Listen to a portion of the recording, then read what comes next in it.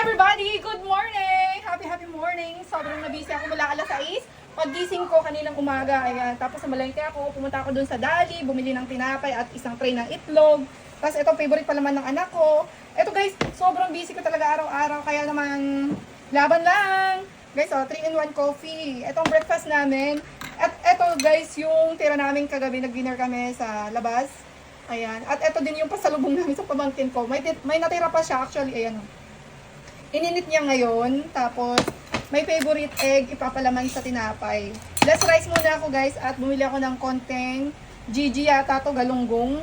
Sa palengke kanina, nung may natira pa ako dun sa Dali Grocery ng 200 plus, namili akong konting gulay at ito isda na bili ko sa suklet. Tipid-tipid na guys, kasi syempre, ayan, favorite namin. Ayan, at may tira pa kaming banana. Guys, kain tayo.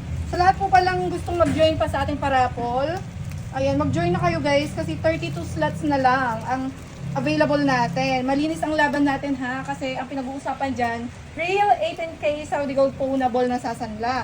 So, ibig sabihin, mga totoo yan guys. Nyor, halika na, mauna na tayo. Busy-busy kami sa araw-araw, kahit rest day namin Sunday, busy-busy, ganyan guys.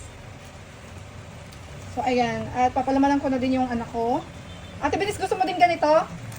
Mahilig sila sa palaman na chocolate guys. Ang sarap na ito, itry nyo, mura lang to sa Dali guys. Ito, sobra, lasang Nutella. Pero syempre, branded yung Nutella. Ito, hindi ko alam kung sikat ba to, pero kasing lasa niya, sobrang sarap yung pagka-chocolate niya. Oh, nakailang bottle na kami nito guys, try nyo din. Anyway, hindi ko mabuksan. Ako muna nga, at naliligo pa naman si Bon. Ate, halika na! Yor, halika na! Kumain na tayo. Kain tayo guys, hindi na ako magpapakita guys. Basta lahat ng ating raffle ay legit. May mga Gcash din. Actually guys, yung ating first batch na raffle, wala akong kita dyan guys. Abonado pa nga yata ako. Pero pag may time ako, baka one of these days, this week, bago ang raffle, i-reveal ko po yung presyo ng ating 18K Saudi Gold na earrings. Kasi guys, sobrang mahal na ngayon ng gold. Tapos may mga pa-Gcash pa ako, di ba? Kumbaga, kahit nga sa effort, wala yata akong kikitain doon. Pero at least masaya ako na na-try ko na may mga magtataya din pala kapag mga ganyan. So may mga sumusuporta dito sa small business kong ganito. Ang init, ang sarap ng 3-in-1 creamy white Nescafe, try nyo.